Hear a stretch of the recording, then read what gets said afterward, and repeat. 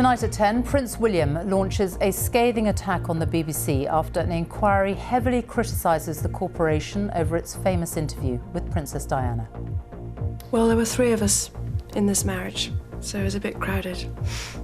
An inquiry says Panorama reporter Martin Bashir acted in a deceitful way to obtain it. Prince William says the BBC let down his mother, his family and the public. It brings indescribable sadness to know that the BBC's failures contributed significantly to her fear, paranoia and isolation that I remember from those final years with her. Martin Bashir won numerous awards for his scoop, but the BBC is accused of covering up what it knew about his methods. If you're an organisation that cares about truthful, honest journalism and proper practice, I think it's a very difficult read. In the last few minutes, Prince Harry has also spoken out. We'll have the details also tonight.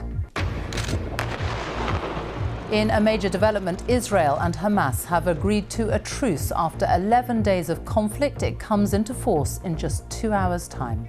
The message says victory. A French court says thousands of women caught in a breast implant scandal should get compensation. A year on from George Floyd's murder, can America's police forces ever win back the trust of black people? And the anti-Olympic feeling in Japan, where most say they don't want this summer's Tokyo Games to take place. And coming up in sport on the BBC News Channel, it's tight at golf's second major of the year, the US PGA. Brooks Koepka is among the contenders, but a day to forget for Rory McIlroy.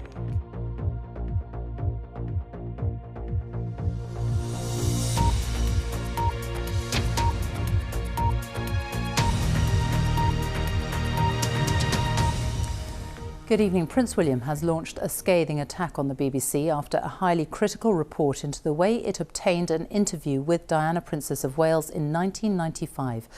The Duke of Cambridge said the findings of the report by Lord Dyson had brought him indescribable sadness. The independent inquiry was launched by the BBC after Princess Diana's brother, Earl Spencer, raised questions about the way the interview was obtained. In the 100-plus pages of his report, Lord Dyson says Martin Bashir was deceitful in the way he obtained the interview, that the BBC's own investigation at the time was woefully ineffective, and that the BBC covered up what it actually knew about how the interview was obtained. Today, the BBC's Director General accepted that the BBC's behaviour fell far short of what its audiences expect. Here's our media editor, Amal Rajan, a warning his report contains some flashing images. It was the interview of the century. Dyson has laid bare a catalogue of moral and editorial failures. He says Bashir was devious and dishonest, lying repeatedly to secure the interview and explain his conduct. Lord Dyson says the BBC investigation into how the interview was obtained was woefully ineffective. And he adds, without justification, the BBC fell short of the high standards of integrity and transparency which are its hallmark, including by covering up press logs, crucial information that it knew but didn't give to the media. Princess Diana and Prince Charles were already separated at the time of the interview. Early in September 1995, Bashir met Earl Spencer. He showed him fake bank statements to suggest payments had been made to informants around Diana. Earl Spencer introduced Bashir to Diana. This constituted a serious breach of the guidelines at the time. The interview aired, but soon journalists at the Daily Mail Group and elsewhere started asking questions. A BBC investigation led by Tony Hall, later Director General, cleared Bashir. But Earl Spencer was not approached, a big mistake according to Dyson.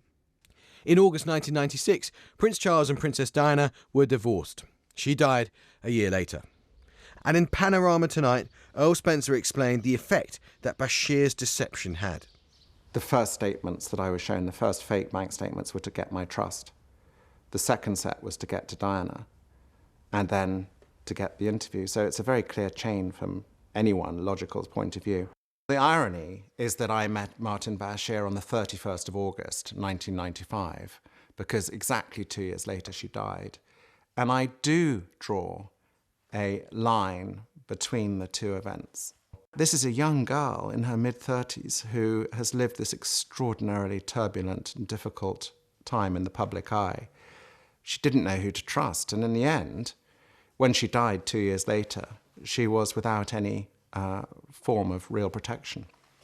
Martin Bashir won a BAFTA for the programme and spoke about it backstage afterwards. I can tell you, being 33 years old and facing up to the fact that actually you probably will never do another interview like that again in your life. You'll never make a programme like that. And that's daunting. He left the BBC last week, having been rehired in 2016, and has long argued that Diana would have agreed to speak to him without the fake bank statements. In a statement, Bashir said, "I apologised then, and I do so again now, over the fact that I asked for bank statements to be mocked up. But I absolutely stand by the evidence I gave a quarter of a century ago, and again more recently." Lord Hall of Birkenhead, who as the director of BBC News led the investigation into Bashir's conduct and was, until last August, the BBC's Director General, apologised today and said that he was wrong to give Bashir the benefit of the doubt. His successor was similarly contrite. There are multiple failures for the BBC to reflect on 25 years ago, but still they're very, very serious. And if you're an organisation that cares about truthful, honest journalism and proper practice, I think it's a very difficult read. Do you think you'll ever be Queen? No, I don't. No. Why do you think that? I'd like to be a queen of people's hearts, in people's hearts. But I don't see myself being queen of this country. Tonight, the BBC has said that it has no plans to show the Panorama interview in full again. Amol Rajan, BBC News. Well, Prince William made a statement from Kensington Palace this evening. It is highly unusual for a member of the royal family to speak out publicly like this, and this is what he had to say. I would like to thank Lord Dyson and his team for the report. It is welcome that the BBC accepts Lord Dyson's findings in full, which are extremely concerning. That BBC employees lied and used fake documents to obtain the interview with my mother, made lurid and false claims about the royal family, which played on her fears and fueled paranoia, displayed woeful incompetence when investigating complaints and concerns about the programme, and were evasive in their reporting to the media and covered up what they knew from their internal investigation. It is my view that the deceitful way the interview was obtained substantially influenced what my mother said. The interview was a major contribution to making my parents' relationship worse and has since hurt countless others. It brings indescribable sadness to know that the BBC's failures contributed significantly to her fear, paranoia and isolation that I remember from those final years with her. But what saddens me most is that if the BBC had properly investigated the complaints and concerns first raised in 1995, my mother would have known that she had been deceived. She was failed not just by a rogue reporter, but by leaders at the BBC who looked the other way rather than asking the tough questions. It is my firm view that this Panorama programme holds no legitimacy and should never be aired again. It effectively established a false narrative which for over a quarter of a century has been commercialised by the BBC and others. This settled narrative now needs to be addressed by the BBC and anyone else who has written or intends to write about these events. In an era of fake news, public service broadcasting and a free press have never been more important. These failings, identified by investigative journalists, not only let my mother down and my family down, they let the public down too. Prince William speaking at Kensington Palace a short time ago. Our royal correspondent Johnny Diamond is there, and Prince Harry has also spoken out as well this evening, and from both brothers you get a sense of the real strength of feeling.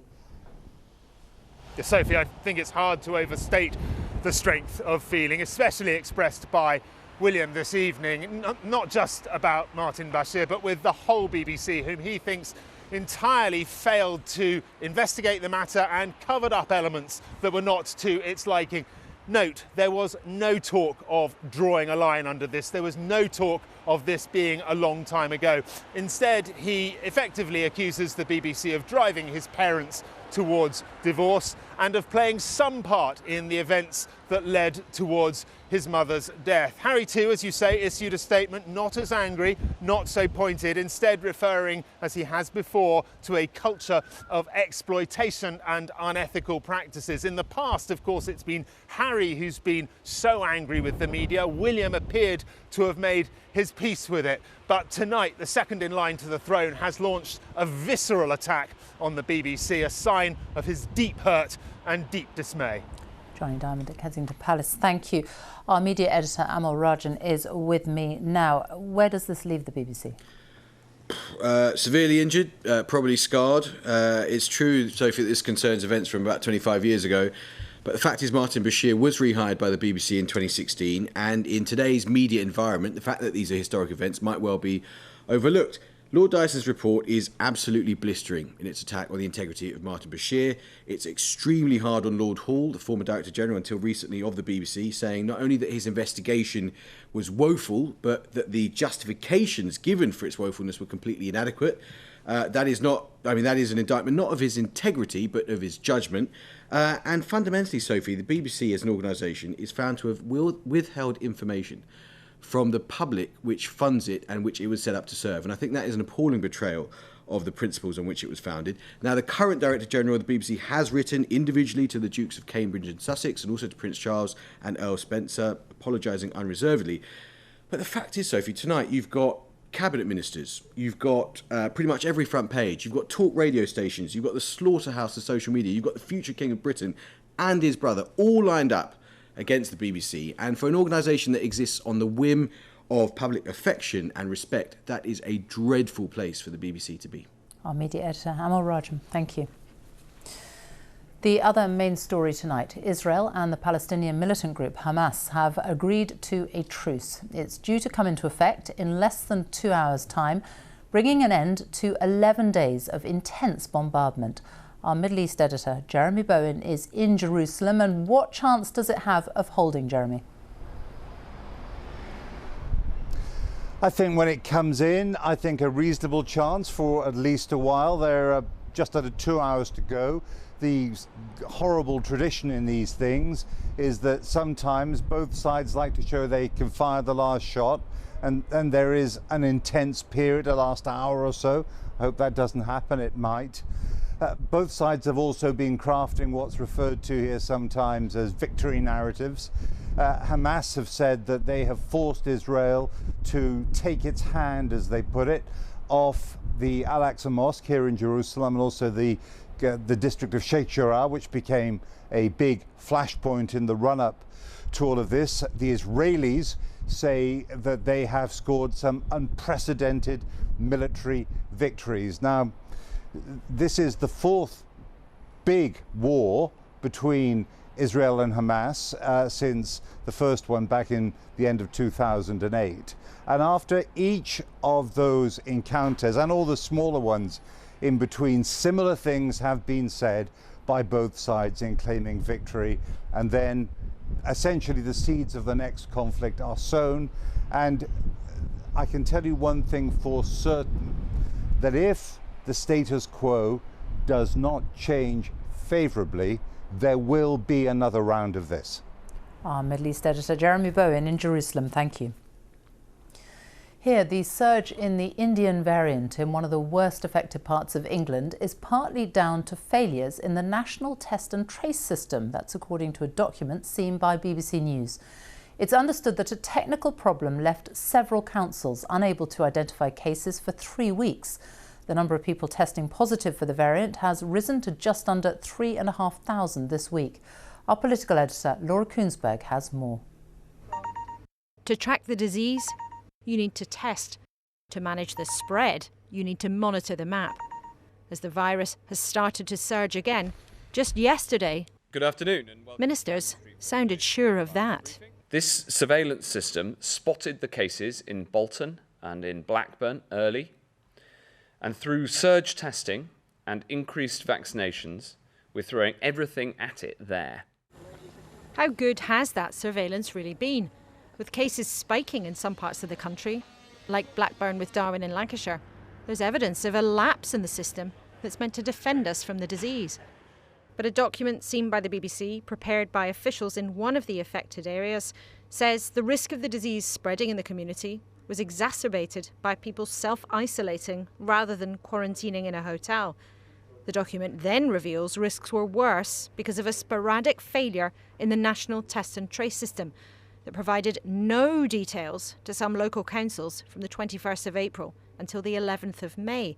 That's 3 weeks without an effective test and trace system. In total, 294 positive cases in Blackburn alone were not passed on to the local contact tracers, nearly 800 across England. It's a failure right at the top. And I find it astonishing when billions have been spent on this test and trace system that the basics still aren't working, and local areas are battling an increase in the virus. The Department of Health has admitted that in a small number of contacts there was a temporary delay in the message being passed on, a technical glitch if you like. But they say the problem was resolved quickly and everyone was contacted in the end. But the crux of the problem here is the link between the national database and local teams trying to grapple with coronavirus on the ground. And some of them were in the dark at a vital moment, without the information they needed. The lesson here is it's really important to have contact tracing capability at a local level. One of the things we need to think about for future pandemics is whether all local authorities should have the ability to stand up their own contact tracing capability really quickly, so that you're not totally dependent on a national organisation that may be many hundreds of miles away. It's understood the problem this time was down to a software upgrade, now fixed, that shouldn't happen again. But any glitch is a gap in the defences against the disease that we can ill afford. Laura Kunzberg, BBC News, Westminster. Well, the latest government coronavirus figures show there were 2,874 new infections and 7 deaths recorded in the latest 24-hour period.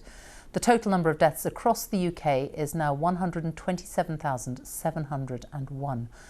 More than 37.2 million people have now had their first COVID jab. In England, 34 and 35-year-olds have been asked to come forward from today. And more than 21.2 million people have now had both doses. Today, the government's announced what it is calling the biggest shake-up of Britain's railways since they were privatised in the mid-1990s. So, what are the reforms? Well, it's not a full re-nationalisation. Instead, a new public sector body will be set up called Great British Railways, replacing Network Rail. It will set most fares and timetables and sell tickets in England. From next month, flexible season tickets will be available for some people who commute 2 or 3 times a week. And under the reforms, the franchise system will be scrapped and the government will pay companies if services run on time. The reforms will be slightly different in Scotland and Wales, where transport is devolved. Northern Ireland is not affected. A court in France has told thousands of women who had defective breast implants made by a French company that they should receive compensation. Hundreds of women from the UK are among more than 2,500 around the world who had the PIP implants. They say they are elated and exhausted after 10 years of fighting for justice. Our health correspondent Sophie Hutchinson reports. Ladies, I've just received a message and the message says victory. Finally, after a decade-long legal battle for compensation, what looks like a breakthrough for these women affected by faulty PIP breast implants. Oh, that's fantastic. Fresh out of court, Hi, Jan, how are you? a call from their lawyer who's been fighting the case in Paris. You're going to have to drink champagne early in the morning. So we did it. Yay! Yay! Just elated and exhausted because it's been a very long, exhausting journey. Jan is one of 2,700 women in the case who've been suing the German company TÜV Rheinland, which issued safety certificates for the PIP breast implants. Today, the Court of Appeal in Paris ruled that the company was negligent and liable for compensation. I'm very happy for all the women I represent, which have been waiting for so long time for this decision, who have suffered for so long period since the beginning of the case. TUV Rhineland says it disputes the liability and is stressing that some women have been struck out of the claim. This abandoned factory in France was where the substandard implants were made. The French manufacturer PIP was liquidated in 2010 and its founder sent to prison when it emerged the implants had been filled with cheap silicone gel which was not cleared for human use. Many ruptured inside women, causing chronic pain, fatigue, headaches and anxiety. PIP implants from 20 years ago are still impacting on my life and my health and my well-being even today. It's estimated up to 400,000 women worldwide received PIP implants. Colombia is the worst affected, followed by the UK, but the exact numbers may never be known. Lawyers for the victims believe today's ruling has implications for all women who've suffered as a result of the faulty breast implants. Sophie Hutchinson, BBC News. It's a year since George Floyd's death shocked the world and turned the spotlight on policing in the United States and beyond. The 46-year-old African-American died after a white police officer, Derek Chauvin, knelt on his neck for more than 9 minutes. In the last of our series of special reports on the impact of his murder, Clive Murray reports from St. Louis County in Missouri, which has the highest level of civilian deaths at the hands of the police. You might find some images disturbing.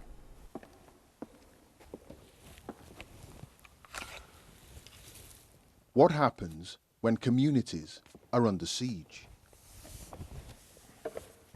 For me to feel that even with my collar on, that I have to be armed, is pretty depressing.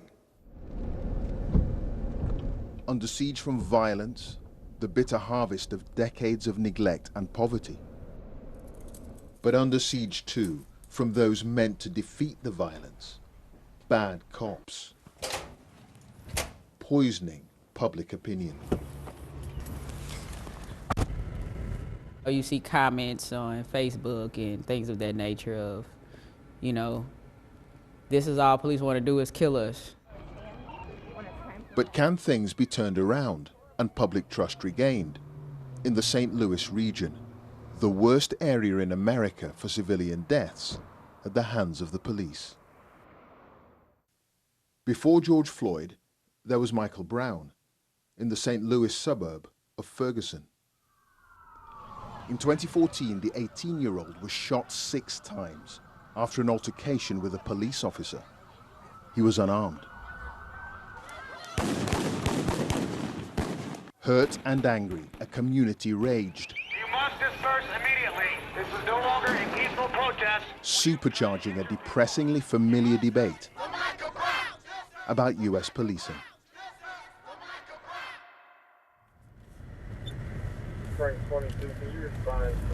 Meet Patrol Officer Brittany Richardson.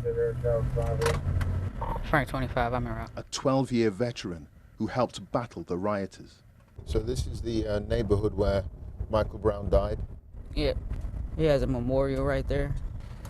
Pensive in the memory of danger. One habit brings comfort. You pray every day? Yeah. I pray over my kids' room before I leave. Make sure that they are safe and they know that they're loved. You worry that you just won't get home to them? I might not.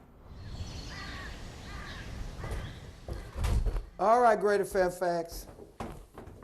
Elsewhere, in St. Louis County, the Reverend Darrell Gray organizes volunteers to distribute masks in poor and sometimes dangerous neighborhoods. I'll take the bad part on this side. Be careful. The man of God has a plan. I tell people I wear a collar. I said I wear a collar, but I'm not stupid.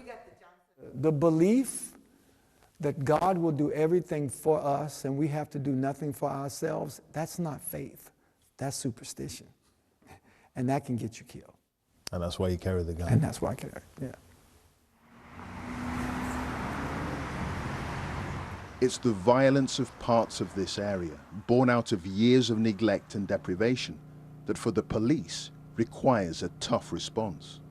Police have told us very openly that when they go into the black community, they're going to over-police because there's a fear. But do you understand that? Of course I do. That makes sense. It makes a lot of sense. But the police have got to take some responsibility for the lack of trust. Trust, the precious commodity between the police and the policed, slowly being rebuilt in the years after Michael Brown's death. Chief Jason Armstrong has led the Ferguson Police Department for the last 2 years. I cannot guarantee or promise you that there's not going to be a police shooting. What I can promise and what I can guarantee is that we're going to handle that problem, that mistake, the right way.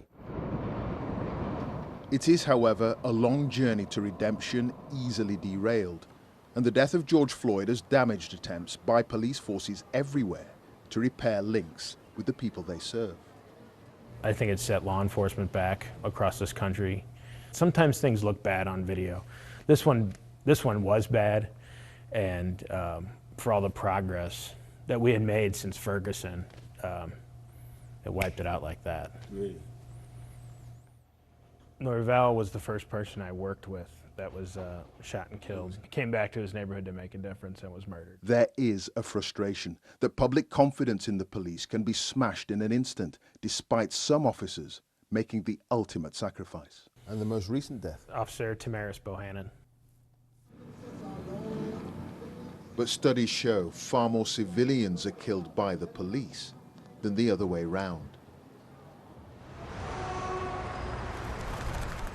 As America marks the one-year anniversary of George Floyd's death, can there be reconciliation? For Reverend Darrell Gray, that would mean acknowledging we're all human beings, whether or not we wear a badge. When I saw the verdict and I watched it, and I saw the look on Chauvin's face, I saw a human being. If we despise hatred, let us not become it. If we despise bigotry, let us not become bigots. We cannot become what we despise. Clive Myrie, BBC News, in St. Louis. The Archbishop of Canterbury has issued a full personal apology to the survivors of abuse by the former barrister John Smythe in the 1970s and 80s. Justin Welby worked in the evangelical Christian camps for schoolboys run by Smythe and denies any knowledge of the abuse at the time. Smythe, who died in 2018, is accused of violently beating at least 22 teenage boys. An independent review into the handling of allegations is due to deliver a report in the summer.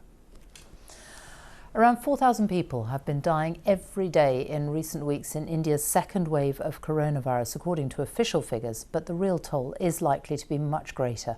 The highly contagious Indian variant is causing alarm around the world.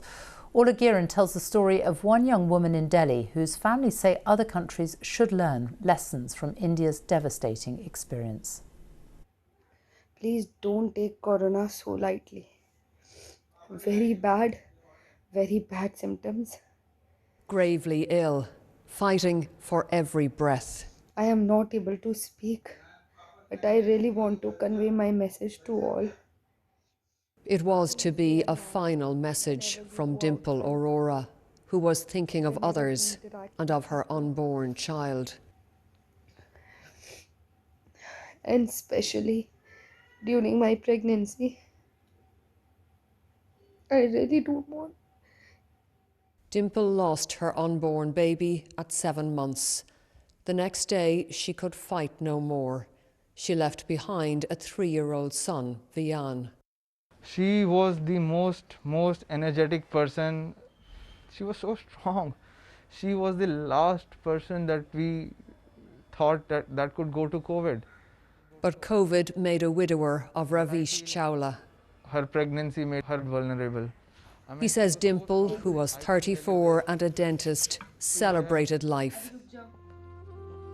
and treasured every moment with their son. Here, precious memories. We went to the Regent's Park, it's beautiful. Of a family holiday in London in 2019. Ravish says the death of his wife, and so many more here, should be a warning to the UK and the world. If the COVID is going down in your place, do not take it lightly. It was going down here in India, but it came like wildfire. People were unguarded.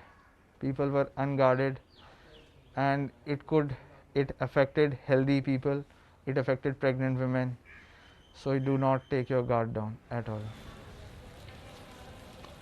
India did, and this was the result. Now the Indian variant has spread to more than 40 countries and is multiplying in the UK.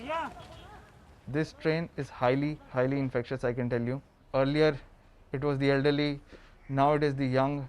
The virus is evolving and it has been affecting many younger people here in India.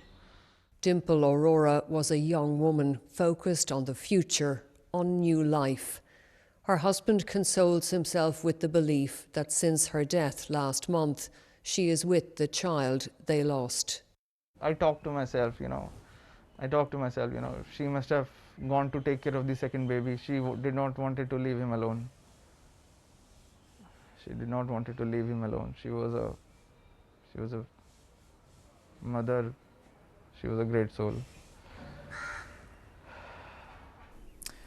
That report by Orla Guerin.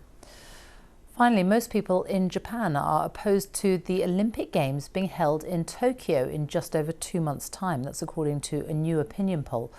The president of the International Olympic Committee is insisting the Games will go ahead and will be safe. But as our Tokyo correspondent Rupert Wingfield-Hayes reports, very few people in Japan believe him. Never before has a Summer Olympics faced such overwhelming opposition from the people of the host nation. In recent days, this double-page spread has appeared in several Japanese newspapers. It's an old photo from World War II of Japanese children training to fight the Americans with bamboo spears. Except now, the enemy is COVID. No vaccines, it reads, no drugs. Are we supposed to fight the virus with bamboo spears? This is the city of Nagoya in central Japan, and I've come here because this city has just been placed under a state of emergency because of rapidly rising COVID infections. I've also come because medical workers here are up in arms that they are being requested to volunteer at the Olympic Village in Tokyo when they're desperately needed at hospitals here. This young nurse, who doesn't want to show her face, says the COVID unit in her hospital is now filled to capacity. People are already dying at home because they can't get into the hospital. They want 500 nurses to volunteer for Olympics. That means more COVID patients won't get the care they need. Far to the north, in the little town of Kamo, young gymnasts are trying out new equipment installed for the Russian gymnastics team to train on. Takashi Igarashi tells me they spent over £500,000 on all of this, all from the town's own budget. Then last month, the Russian team pulled out. Fearful of getting COVID, it is no longer coming to Kamo. For people in towns like this, and for millions of other Japanese, the excitement they once felt of welcoming the world to Tokyo this summer is gone. Instead, the Olympics has become something to fear. Rupert Wingfield-Hayes, BBC News in Niigata, northern Japan. And that's it from us. Now on BBC One, it's time for the news where you are. Good night.